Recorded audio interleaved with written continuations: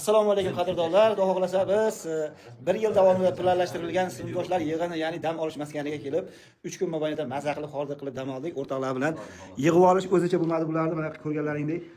O'zi 17 tamiz. Qanday bo'ldi damlarimiz? Nihoyatda zo'r, maza qildik. Qor aka? Rahmat, zo'r. Damlarni olib, xudo xolasa mana chiroyli bo'lib qaytyapmiz hammamiz. Yana bir yildan xudo xolasa kelamiz. Rahmat, bolalar mashhur.